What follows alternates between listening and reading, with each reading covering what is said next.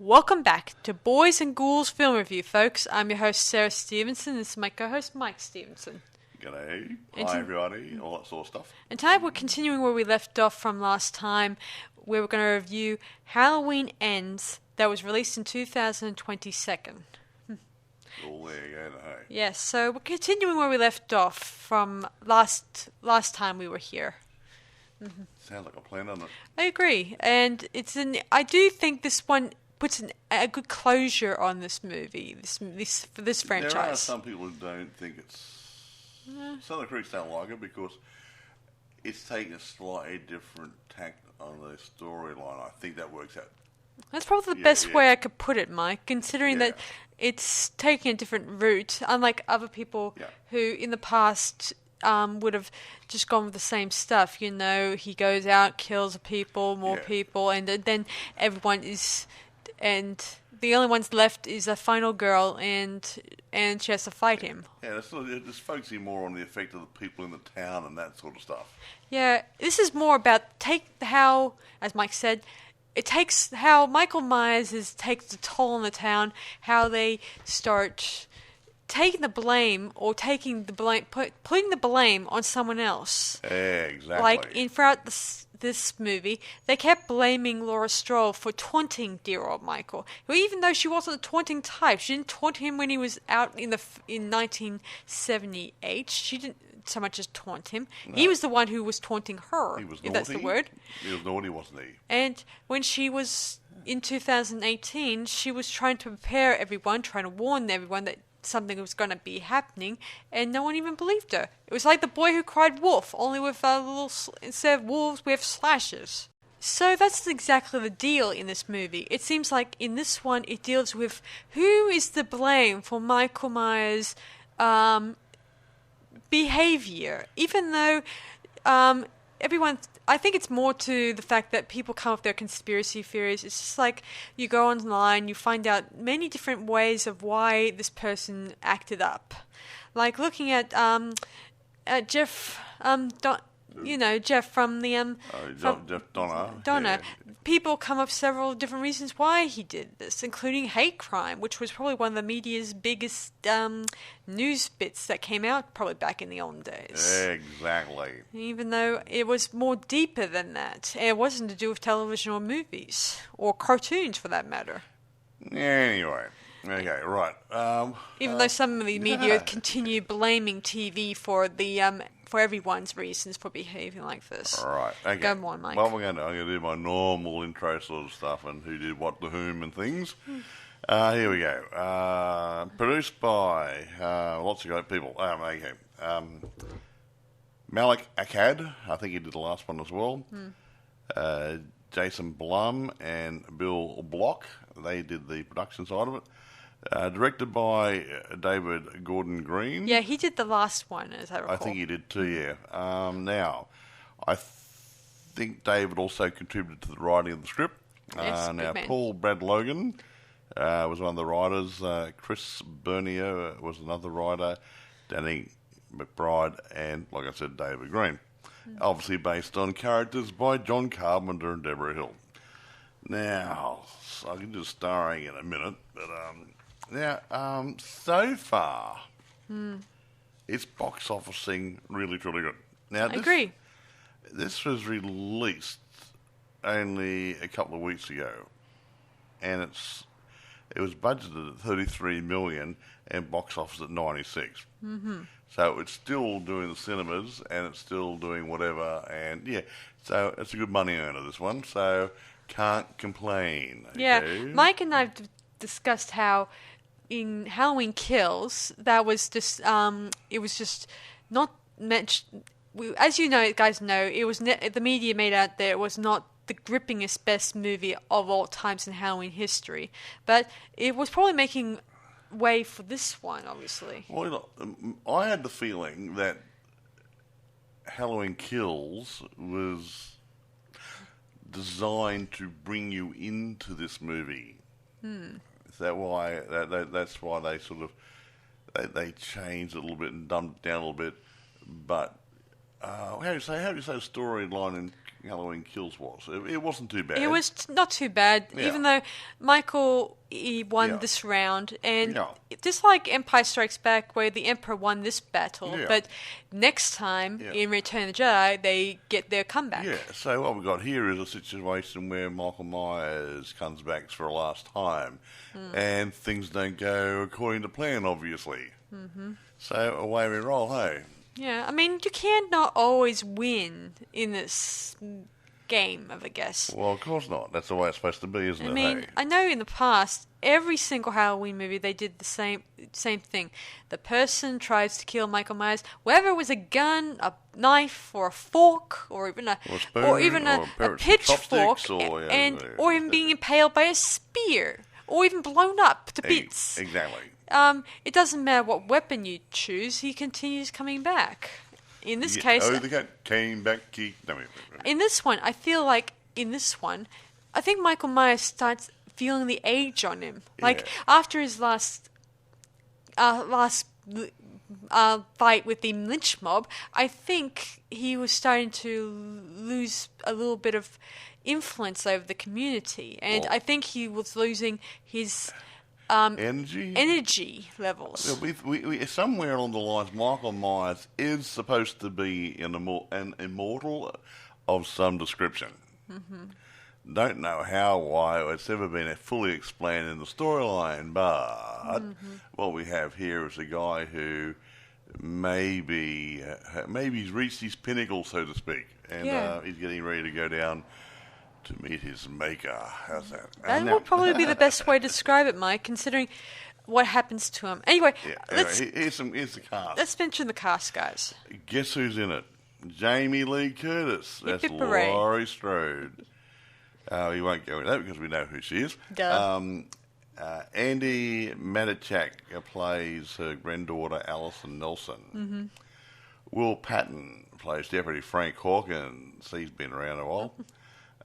Rowan Campbell plays Corey Cunningham. Now, Corey is a young man who's been victimised by the township. Sarah will tell you later on. His last name came from Stephen King's Christine movie, which I should mention, that was one of John Carpenter's movies. So this is a tribute to dear old John Carpenter and Stephen King.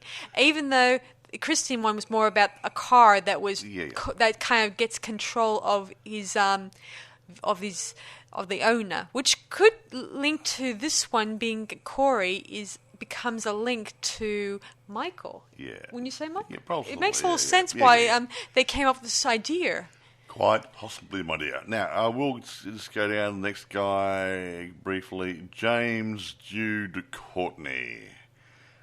He plays Michael Myers. Yeah, he's back. Shape. He's back. He was in the last movie, wasn't he? Yeah, he was. I think Nick Castle, he only appears as a bit of a... Well, Nick Castle's a voiceover. He portrays the character in the original movie. But, he provides a voiceover work for Michael Myers breathing and makes unrelated cameo appearance in a party scene. He was in there in a party scene. Now, which party? At the tavern, I presume, probably? Yeah. Anyway, I think that he appears in it because there was a lot of flashbacks to the original 1978 version. And I've mentioned this once or twice, that Nick Castle and Tony, another actor who was portraying Michael Myers, the face part, he was playing him too. So they were actually using two people, one stand-in to play the shape and the other one to play the face of Michael Myers. No one understands this whenever I explain this to people in why they do this sort of thing, but I think it's because so that the other person doesn't get overwhelmed with the role or have to do things like overextend their ability by doing things that are strenuous or painful. Yeah, you don't want to hurt your main actor, do you? Yeah. Nah. After all, a stand-in usually helps a lot in case you end up doing something that could end up breaking your back and ending up ruining your acting career. Exactly. Okay, I've said exactly twice, haven't I? That's not very good, is it? I should choose better words. Okay, right. Do you want to take over the tell? Yes, I might as well. So the story begins. It takes place in 2019, 1 year after the whole lynch mob / Laura Stroll's fight against... Why can't you say Laura Strode? Laura Strode. You get Stroll and everything else. Will you shut up? Anyway, they're fighting against Michael Myers, which didn't turn out so well because somehow later on they destroyed his house, and then Michael vanished completely. No one knows where he went to. And let me see. Okay, back to the 2019. This boy named Corey, who is forced to babysit this little brat. Yes, he's a brat. He's being paid to babysit. He's babysit the brat, look after this brat, who he also does lawn mowing for the family, obviously. And they're going off to a Halloween party. It's Halloween yet again. Bugger. Yes. So he babysits. They watch the movie The Thing, which is the new John Carpenter, another reference to John Carpenter's works, I should mention. The good John Carpenter one, even though most people didn't like the new one because they thought it was crap. I don't know. Whatever. I think it was too graphic to I the like media. the old one. But anyway, Anyway, back to the story. The kid is acting bratty, and while the babysitter, Corey, tries to liven things up by getting him to go to bed early and all that stuff, and he'll read him a story, but of course he's not buying it. Yeah. So the little kids tricks him into up to the attic. Trying to make him think there's a prowler in the house. Yo. And he goes up towards the attic, and the little brat locks him in. Yeah, taunting him. And when he's yelling, "I'm going to kill you," then the parents' car drives up, and they hear the "I'm going to kill you" type rants and raves. Yeah. And then eventually he kicks the attic door open. Attic door open, knocking the little kid off the banister and down onto the floor. Crash. So obviously he didn't survive that one very well, did he? No, he's dead on the floor. His parents are yelling. Corey's holding a knife, which was pretty much what the little boy actually put it there on the stairs. Making it look more like he's just killed the little kid. Because there's no blood on it. Then we cross to the title card, which shows in the title card how each time we get close to the pumpkin, we open up, a new pumpkin appears. And then another, like an onion, and then another, layers. which could indicate, a new beginning, or new fresh face, or new something. Like that, yes. And by the time we get to the final pumpkin, it's a blank pumpkin, and then it tears itself open, revealing guts and blood. Pretty groovy, hey? Very gross. Anyway, we've snapped to let me see, 3 more years, and Laura Strode is just writing her memoirs. She's writing about about her encounters with Michael, and how the town continues to point fingers. Then they continue to point fingers a lot. There's even a few deaths along the way. There was a gunshot with victims, and a couple of officers thought, "Is this Michael Myers' work?" And Frank, the deputy officer, says, "No, Frank. No," he says. Frank. He says, "Michael Myers does not deal with guns. No. He does it the creative way. The knives, hatchets. Anything that has a pointy, sharp bit that can be useful. Pointy stick, that sort of stuff. There's also people who didn't meet Michael that either took their own lives or some other person took their lives. Does not matter at this point because it's not really relevant to the story. Allison, who's now a registered nurse working in a hospital nearby. I don't know, it's the same hospital where that poor man got killed. That poor sick man. Poor little man. Back in Halloween's Kills. Poor man. Anyway, so she's up for promotion for a role as head nurse, but another one gets it because of her relationship with a doctor. Hint, hint, nudge, nudge, whatever. Say no more. Say no more, exactly. Anyway, the relationship between Laurie Strode and her and the community, they continue pointing the finger at her, saying it's your fault. You taunted him into becoming a crazed maniac. Hello, he was already taunted. He was already a maniac before he even came out of the escape from the psych ward years ago. It wasn't her. But then again, they weren't there to see it.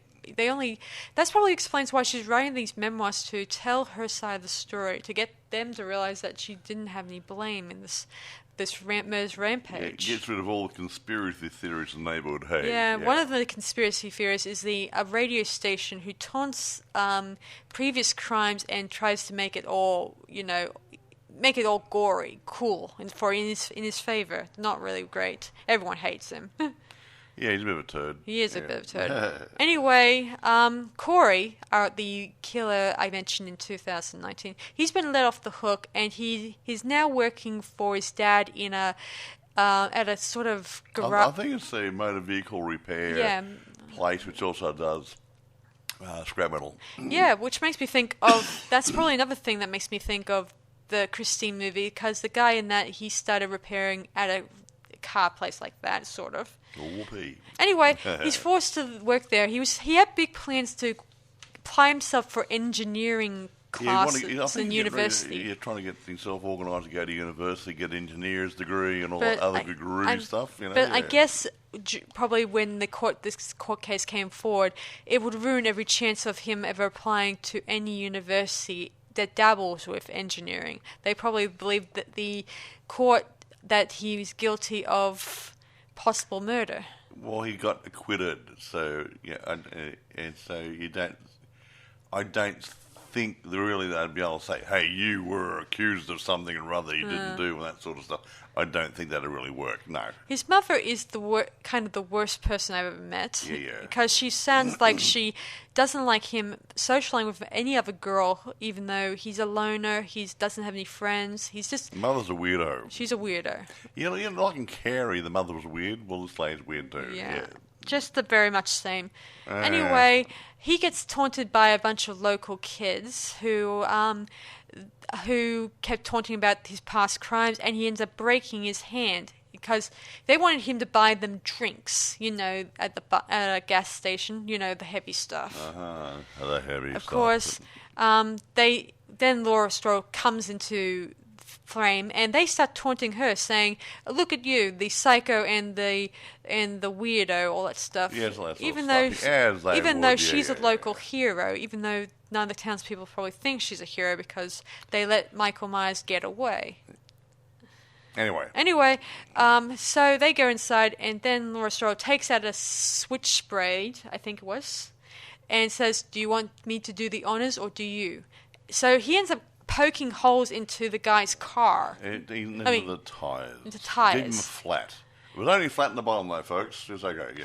He makes the acquaintance of Laurie's granddaughter, Allison, who's working at the hospital, as I mentioned. And there they develop a relationship. They even go out a couple of times. Lovely. It's true love. Yeah, or so we think. Anyway, one night when they're going to a Halloween party, or whatever, a Halloween party of sorts, and they're how appropriate, hey. And they're dancing, doing the great fun stuff, drinking the stuff like that.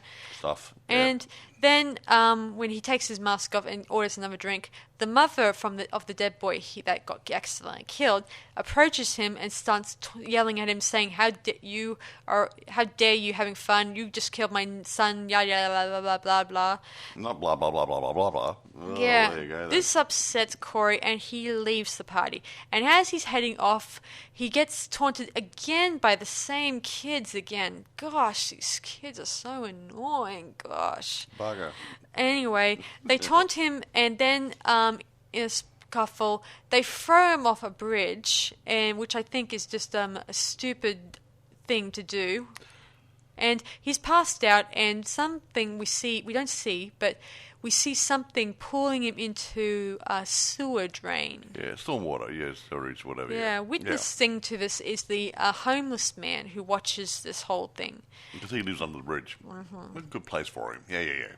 Anyway, Corey wakes the next morning. He's in the darkness, and he then meets Michael. Michael just doesn't do anything. He doesn't stab him or anything. He just stares right into Corey's eyes. The eyes are the mirror of the soul, as they say. He continues staring until we see flashbacks to Corey's past, and then from the past crimes, and then Corey quickly gets away. And this is the first time I've seen that Michael does not chase after him or even grabs him again takes out a knife and stab him. And this is the first time for me to see one of his victims get away. Even the homeless man notices it. He says that all the times the people who've come past there, they just like Mike would say, they like in a hotel, they check in, they don't check out. And Corey's the first one who's just up and leaves. Anyway, the homeless man tells him to go back in there and get Michael Myers' mask because he wants to be the next Michael Myers. But then Corey takes out, grabs the switchblade that was in the homeless man's hand and starts stabbing him. Well, it was actually Corey's knife, but the old guy found it on the ground after he fell over the bridge. So So he killed him nicely. Yeah. Very well. Corey is struck by this. He then goes home. His mother's wondering where he has been, and he goes into his bathroom and tries to clean off whatever gunk is on him. He starts behaving differently to the Corey at the halfway through. He starts acting weird, like he cannot string too many words in one sentence. Does that sound familiar, guys? It sounds like a lot of people who have trouble communicating more than ever. A bit like Michael Myers. He has trouble communicating, don't he, folks? Yes. He doesn't say a word for all the series. Yes. Anyway, he goes to Laurie's place, who's also living with Allison, and he's standing there in a little bit like what Michael Myers did most of the time. He just stood there, not smiling, just standing there, which makes me a call back to the original Halloween a lot. He then sneaks up behind her in a jump scare kind of fashion and asks that he wanted to see Allison. He then takes Allison to the place where he caused his first murder, or not murder, it was the accidental death of the child. Yeah. He talks about it, how he tries to make comparisons to how she survived Michael Myers, but he was kind of accused of killing a kid and therefore is condemned by the town.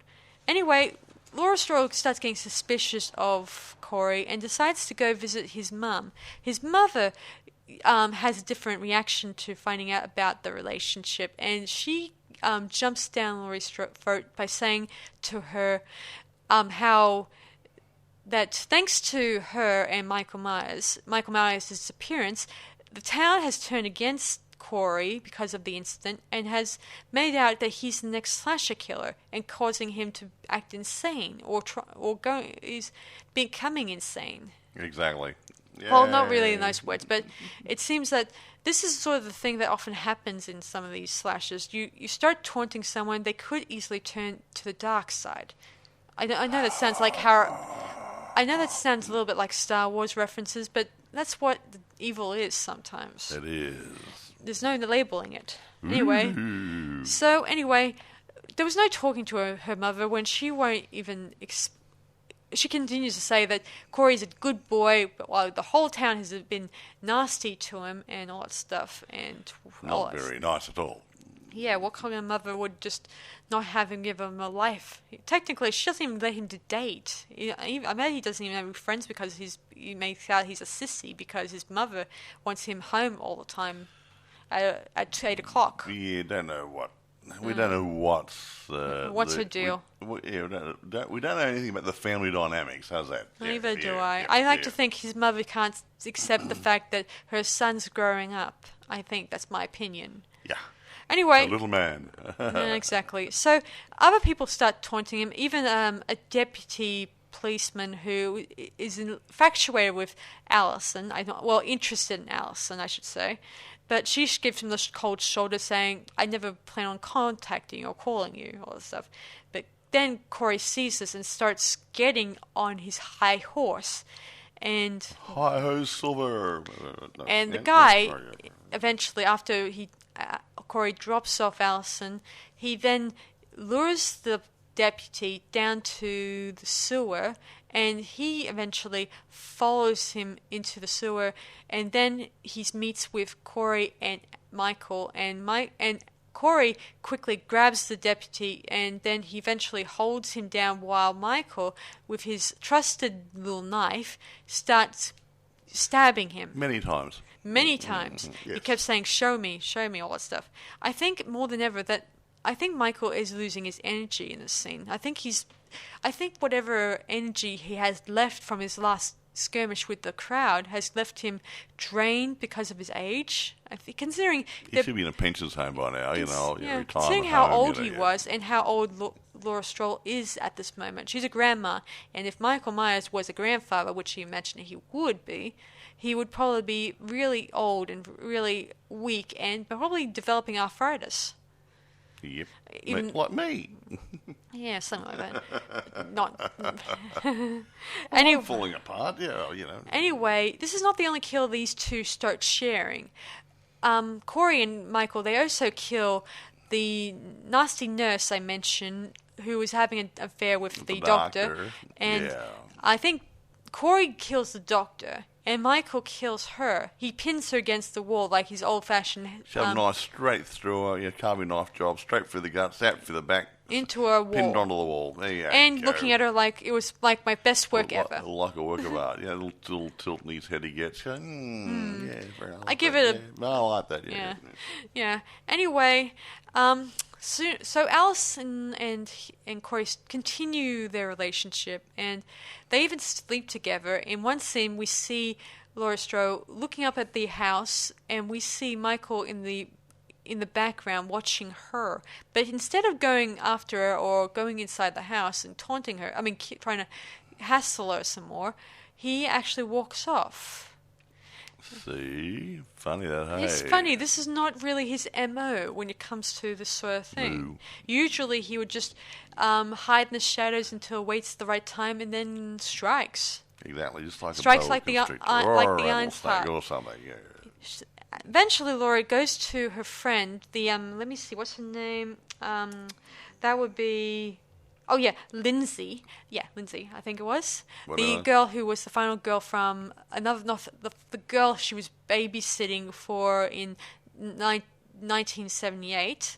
And she's talks to her about how she sees in Corey's eyes now Michael's eyes. Exactly. She then meets the father of the boy that was killed supposedly by Corey, and he tells her that he never thought of that Corey was to blame for the death of his son. Yeah. But when people started speculating, spreading vicious rumors, making his pain into their entertainment and jokes and stuff like that, not very good, hey?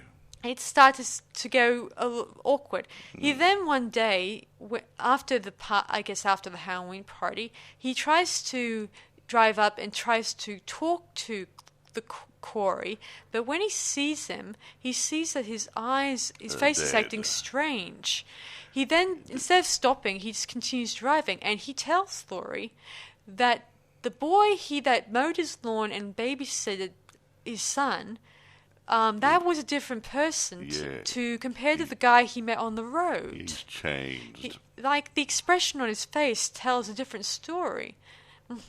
Exactly. There you go. And anyway, he just feels, that's what he feels. And eventually, Laurie tries to tell her daughter this, granddaughter, sorry. I keep forgetting that their daughter is dead. Yeah, daughter died in the last movie. Yeah. And she tries to tell her that Corey is down a dark path, but Alison is bent on having a relationship with him and thinks like the rest of the town and the community, that Laurie is to blame for everything that Michael Myers did, even though it's not her fault. I don't know why she thinks this. You'd think her granddaughter would know it's not her fault. She didn't. Anyway, I think the rumors are just getting to Allison, probably. Or maybe Corey's getting to her head, I think. Whatever. Anyway, Allison and Corey make plans of leaving the town forever. And that's their plan. Eventually, they get taunted by the radio guy when they're on the roof of his radio station, saying it's the psycho and the final girl. Ooh, what a good combination! This will make a good, yanting and raving. Trial by media. Funny that, isn't it, folks? Happens all the time. Corey eventually gets confronted by his mum, and she gets annoyed by the fact he's dating Allison, and she tells him to leave, but she slaps him a good one, and she even kisses him, which I didn't think was a really good kiss. He didn't slip the tongue in. It was okay. I don't know. It just looks something not right about it. She's a strange lady. Just leave it at that, okay? Of course, he shoves her away, and he then sleeps in the dead kid's house. I should mention their house is now abandoned. When the dead kid, when he obviously, because of the trauma to the family, there must have been a marital breakup, and the house is abandoned. I don't know why they didn't just sell the buddy house instead of just leaving it abandoned. I don't know, Mike. A lot of money tied I up don't there. even know if when people do have their houses, have a crime committed in a house, whether or not it's on the market or still, being... It's still on the market. The ghosts live there, hey, that's what it is. Ghosts live there. What? Anyway, Laurie eventually confronts him and tells him about how that there are two types of people. Ones who deal with the darkness and ones who fight it. And Corey says that you should have given in to his darkness stuff. I think this is the dark Corey coming out. Meaning he's trying to say that she should have just given up, stopped fighting this darkness within her, and just go ahead with the flow. But Laurie Strode is not that type of person. Corey's starting to feel like that, thanks to Michael Myers, he's starting to show this dark side in him more and more. And he then tells Allison that her grandma threatened him to kill him, all that stuff. And they should leave, very soon. Of course, eventually he starts making plans of his own by arranging... He takes Michael Myers' mask, he knocks him down, pelts him a couple of times, and takes his mask and intends on killing the remaining people who taunted him. And why not? Makes for a good story. Hey. But eventually Michael does come after him later on, but I won't go into details yet. Soon enough, he goes after those 4 brats I mentioned earlier, those 4 teens. Hegel, Jekyll, and Fraggle. Yeah. He scribbles the word psycho on their car. I think of his knife. It said psycho. He cut it in there. Yeah. And he taunts them to follow him he's on a motorcycle, so you guys know. He got the motorcycle from his dad, I think. He gave his old motorcycle, which he got going. Yeah, and they follow him to the car lot, the garage, whatever. Well, the place of employment. And they plan on towing his bike across the ground as a bit of a lesson. But fortunately, Corey takes out a knife not takes out a knife. He actually plucks one of the boys' eyes out. You don't see him when the guy goes to the car to drive the car off and drag Corey's bike around.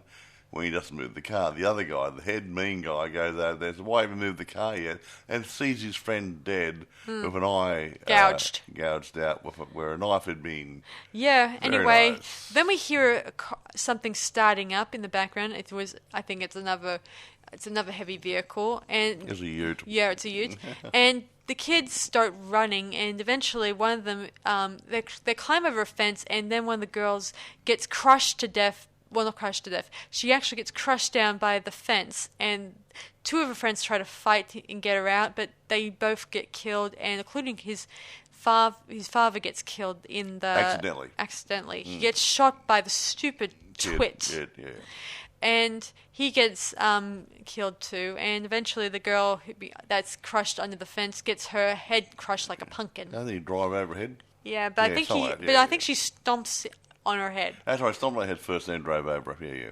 Why not? That'll do it. The next person on his chopping block is the DJ radio guy I mentioned. He slagged off about him so much. He said, yeah, even someone who's one of the callers said, "You are a nasty creep, turning everyone's misery into your own personal gain." Yeah, exactly. Yeah, I think that's not the only one who probably thinks that. I think almost the whole town probably thinks he talks rubbish. He does. Yeah, DJs.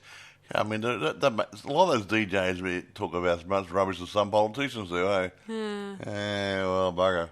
Anyway, Corey eventually comes into the radio station. He kills the secretary, kills him, and leaves it rolling, or leaves the recording rolling.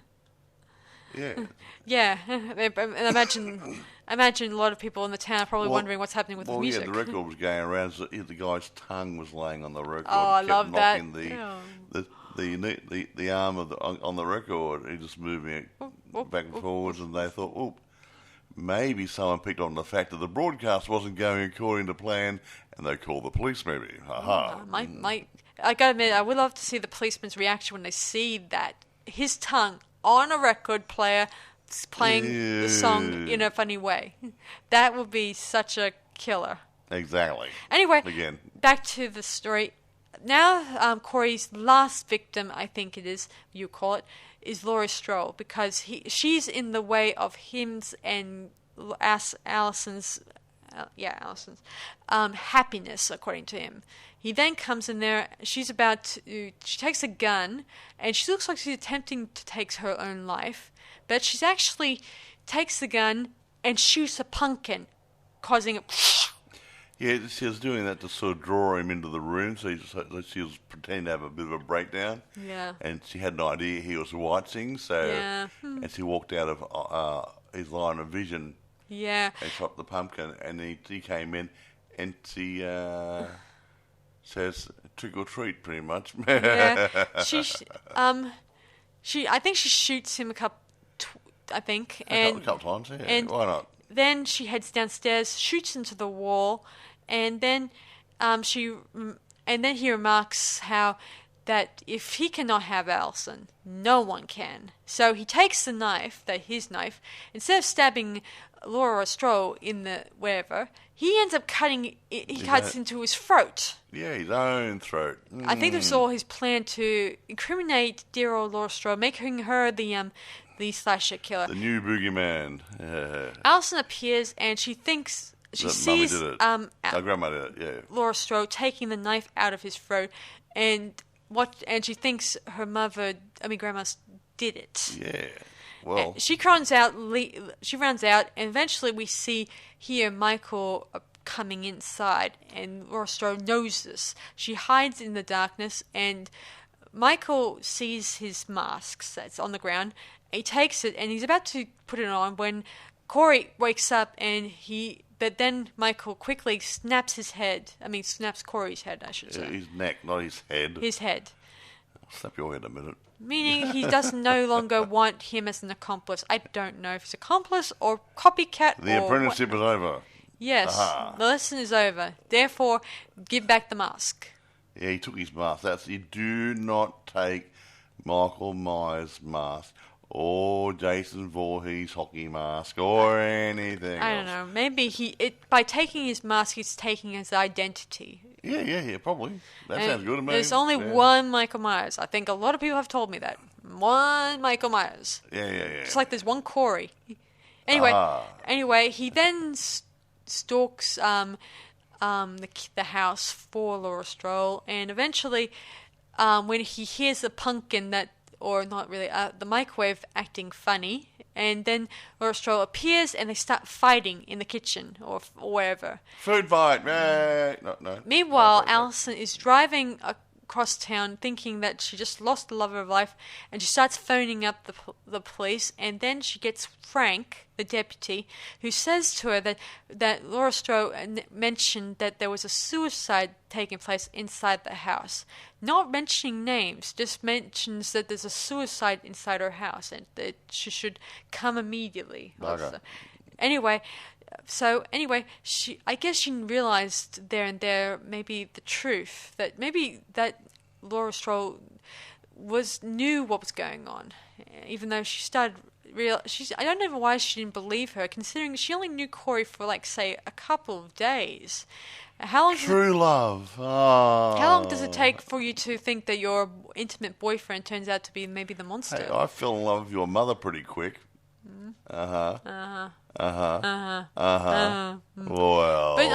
I understand that, Mike. It's just that she only knew him, say, for, like, I don't know how many days, but it's not very, like, a lifetime. I mean, all that stuff. Whatever. Anyway, Carry on.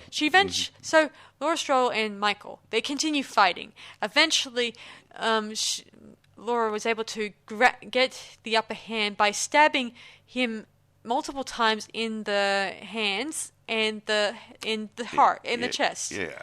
And she says, "I have run from you, and I have." I won't go into the dialogue. I'm not going to run away from you anymore. Yeah. She grabs for his mask and takes it off, and as she's finally doing the final cut with a very big knife, he eventually tries to fight back, tries to choke her, but eventually Allison appears and snaps his arm. Yeah, it breaks it. Ew. Breaking it. And Laurie Strode was able to cut Michael's throat and cut his wrists. Yeah, so he bled out. He was bleeding all over the place. Soon enough, Frank and the other deputies and sheriff arrive, and they see Laurie Strode and Allison in the kitchen, and they wonder what next. Well, here's something for you guys at home. Instead of loading him into the morgue van like usual, they decide to tie him to Laura's car and drive him down to the wrecking yard. Everyone of the town follows in pursuit. Well, not pursuit, as a procession almost. Yeah, they all arrive there, and as they take Michael's body off the top of the car, they start carrying it like he was a rock star, or if it was like a funeral procession. And they throw it into the metal mangling machine. They have those big sort of things that shred all the metal and make it into a little pile of shrapnel. Yeah, Michael's body gets mangled by the machine thanks to Allison, and Laurie Strode pushes him into it, and we watch the body slowly decaying and damaging. It becomes fertilizer. And then Laurie Strode is writing her memoirs, as in the end, saying how there will not be a gravestone or a grave, or for that fact, a memorial. Nobody wants to remember this creep. Yeah, let's all let it go now. And Allison is now making plans to still leave the town now that she's going to move on. And she remarks about how she's a little sad that Corey turned out he was evil, even though Laurie Strode remarks that he was tainted by evil, tempted. I think that's the best word to describe at this point. So Allison loads up her car and she leaves, and forever, for good. Anyway, Laurie Strode continues writing her memoir, saying that she said goodbye to a boogeyman, but evil doesn't die. At this point, it changes shape. Exactly. Which makes you wonder, is there going to be a sequel? She then meets up with Frank, who makes a few appearances throughout this in a nice romantic gesture kind of way. Yeah. I think then at the end, I think they start having a romantic relationship. Like, they make plans to hang out more, I hope.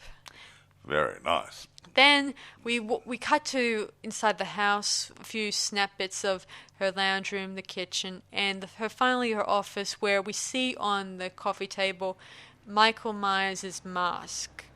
Then we cut to the end, and the credits. Is someone going to go mental and take up the challenge to be the new Michael Myers. Or maybe, just maybe, this is just a trophy to Laurie Strode Possibly. as a helpful reminder that her boogeyman is no more and that it's the end. But fade to black. Exactly.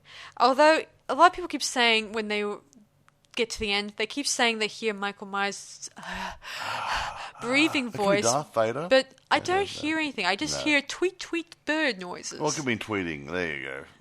I don't know. Maybe I'm only guessing. I mean, well, we didn't have that full volume. And there's no music in the background indicating he's going to come back anytime soon. Tinkle, tinkle, tinkle, tinkle, tinkle, tinkle, tinkle, tinkle. Anyway, tinkle, tinkle, tinkle.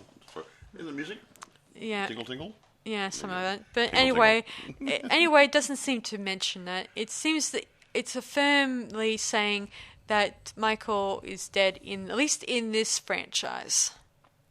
Although John Carpenter has said in the past that there's a big chance that he might come back. But they could actually make another movie. Could do it retrospectively.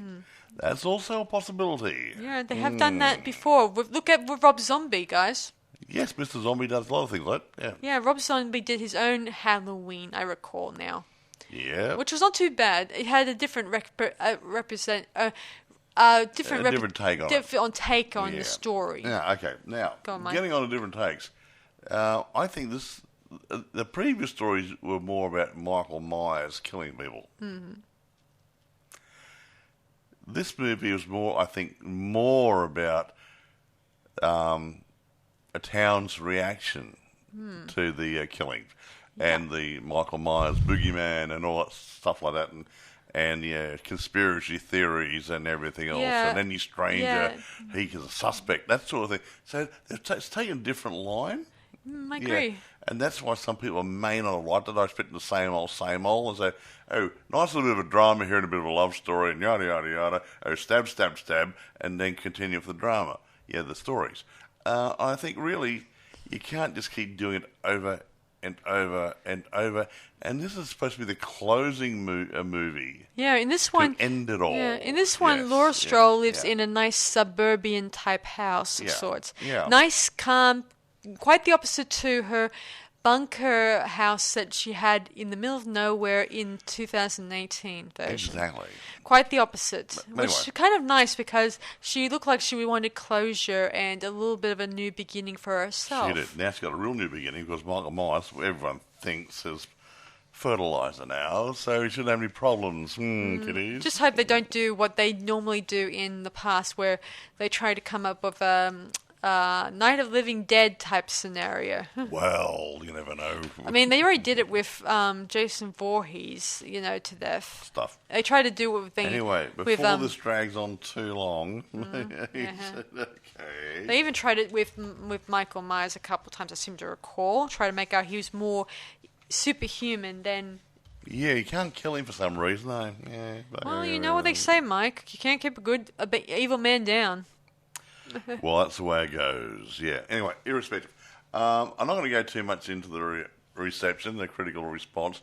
Needless to say, the people who actually did the critiques didn't like it that much. It's sort of sitting on the fence, about an average 45 to 50% sort of market acceptance rate. So it's probably... due to the fact they're expecting more of the original sort of stuff in it, and not the way the storyline was going in this movie, which is a closing movie. And they had to sort of put it together somehow or other. So, and so it might have disappointed some people. Yeah, but the box office isn't reflecting that. A couple of weeks it's making a bucket load of money. So people are going to see the film. Yeah. So, I mean, who are you going to believe, the reviewers or the audience? I believe the audience. They go there and they're going to walk in there and sit down and pay the hard-earned bucks to go to the cinema and see Michael Myers strut his stuff again. Whatever. So I would say, honestly, that it disappointed some people because they're expecting the same old. Now, I was likening that, I saw Sarah the other day about this, when we had Star Wars first started off, we had The New Hope. Mm-hmm, that was the first movie. Always a good one. That was great, and it led into the sequel. Which was Empire Strikes Back. And I didn't like that. I thought it was too tame. But then, Return of the Jedi was a better movie. So I think the one in the middle was meant to be a joiner to lead into the last movie. Well, yeah, or the third movie. So I think this here, Halloween Kills, was also leading into Halloween Ends the same way, but they didn't expect the same sort of storyline because you can't just go kill, kill, kill, kill, kill, kill, kill, kill, kill, kill. Oh, you got run over by a truck. It's not going to work. Yeah. You know. So, I think I like it that it ended with Michael, instead of the usual, let's autopsy his dead body in a morgue somewhere, and we don't realize that he's risen again. I mean, this is a better approach. Instead of just watching him being burnt to a cinder in 2018. Yeah. Throw him in a house, set fire to it, he's been burnt. Yeah. In this Frankenstein didn't work. In this one, you just watch him being crushed to death in a crusher and ripped apart. Ripped apart, and you know he's not going to come back anytime soon. Nah. So there you go then. Yeah, meaning, anyway, I often think it was a good version to this one, a good closure on the whole franchise at this point. Actually, at this point in time, I would really like to consider it a closed franchise. I'm not saying, let's get a little man in the street who's a bit crazy, and the hero worship becomes Michael Myers' new guy. Yeah, I mean, no. That's to me, it's milking it. I did think this one was pretty interesting. It had a different approach. It showed that Michael Myers, despite being a slasher killer and everything, he's still human. It shows that he's old. He's getting, he cannot, after 4 years, he has not shown his face, which makes me think, maybe it's because he's getting weaker. It's probably because he's not feeling like his old self anymore. Maybe age has got to him. Age shall not weary them, nor the years condemn them. Anyway. And Mike, you said it to me once or twice. You said to me that Michael could have been a little older than Laurie Strode when they first met. But you think about it. See, in the first movie, yes, right, Michael Myers escaped from the asylum. Yes, he did. I can't remember how many years he was in there for. But Laurie Strode was a teenager. Let's say in between 16 and 20 somewhere. Let's say she's 18 years old. Right. Okay, now she was 18 years old. If little Mikey Myers was 10 or 12 years old when he went to the nut house, okay, let's say he's 12, and let's say he spent about 10 years in there before he broke out, or maybe even 15 years. But 10 years, that makes him 22. Or he might have been 25. So 25, and she's 7 or 8 years his junior. So there's an age break. He couldn't have known her when he was in school. Yeah, and she couldn't have not taunt him because he was. By the time he went to the psycho ward, he was either 8 or 7, and when he broke out... Let's say he was 10, you'd go to school when you say 5 or 6 or whatever it's going to be, but she would have been a baby. So he wouldn't have even known her when he got dragged off to the nut house. Yeah. So it probably explains. Who knows? It probably explains why she was writing her book to explain to the town that she was not to blame for his break. I mean, they kept on making out that you should have left him alone because that poor man, even though they didn't understand the full story of why he did what he did. It had nothing to do with Laurie Strode. I mean, or anything like that. Anyway, okay, enough of that. Okay, we've done all that stuff. I also think that she was just like he just took it a step further by just he just saw her as his old babysitter, his sister. And we think that was the theme behind it. He doesn't like girls who were babysitting. Yeah, and that's where it all. That's why he still identifies her as a babysitter. And he saw and Corey, who was a male babysitter. Yeah.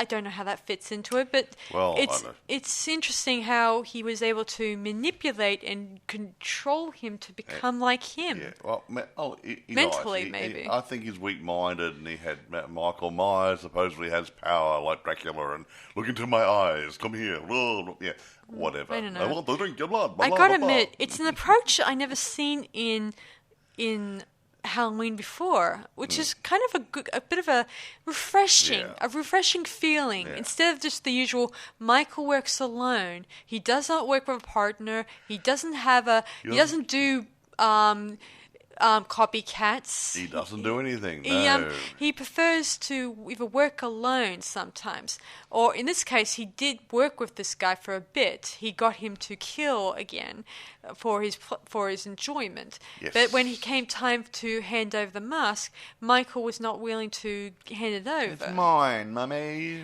Is that? Because all the time Corey's wearing his scarecrow mask. He wore a scarecrow type mask. Yeah. We went to the Halloween party early on in the film, and he got a scarecrow mask. It looked really cute, though. Yeah, as I often say, do not judge the appearances. Anyway, which makes me think of the first mask that Michael Myers had when he was a kid, the clown mask. Clown, yeah. Which is very charming and Cute not and innocent, innocent. But then when you take away the innocent qualities about it, it becomes a bit sinister. It does come off a little sinister. Yeah. Now, okay, enough talking about someone like. Yeah, I guess so. I mean, do you want to rate this now? I'm gonna give it a 9.5 because I reckon it put the icing on the cake. I'm gonna rate. It was still a good film. It wasn't carrying on in the total same tradition as the early movies. It can't. It had to have some sort of closure, so they had to work the movie to do the closure. Okay. I'm gonna rate. So I'm gonna give it 9.5. Sounds good for it. Yeah, I'm gonna rate it 10 out of 10 myself. Okay. Because I think that this one had a different approach. Other people kept thinking, they often probably thought, I want to go back to the original way of Michael Myers. The stuff like that. Where he kills, does it on his own, does not have anyone to help him. He's on his own. But this is a good approach. And it shows that he's human, not only an immortal being of sorts. People keep making out he's immortal. He's a killing machine. Anyway. Stuff like that. But in this one, it shows that the human factor. Which a lot of people are either don't like the human factor because they think that makes him either weak or he shows emotion. But then again, there's also another side to this that I kind of noticed in this movie, Mike. Yeah. While Corey killed out of hatred for people and revenge, Michael killed for the sake of killing. Yeah. He didn't have a motive for killing anyone. Everybody needs a hobby, don't they, folks? I mean, he kills when people are in his way or in his domain. That's the word. Yeah, his domain. Yeah, get out of my house. Get out of my way. Whatever. Yeah. While Corey, he killed people who either pissed him off or got in his way. Yeah, exactly. And it got me thinking, once he had Allison, if he did get away with all the crimes he committed and got away with Allison, what makes him think that he will not continue his killing spree outside of the town? Which makes me think that sometimes. Oh, and someone else mentioned something in this movie where one of the nurses told Allison, what would have happened if Michael Myers would have had a thing for her grandmother? I think this was probably a subject that people in the media have been probably mentioning a couple of times over the years. He wasn't attracted to a girl back in those days. And he was not too bad looking when he was young too. I mean, I saw what he looked like underneath his mask, despite the darkness. Yes.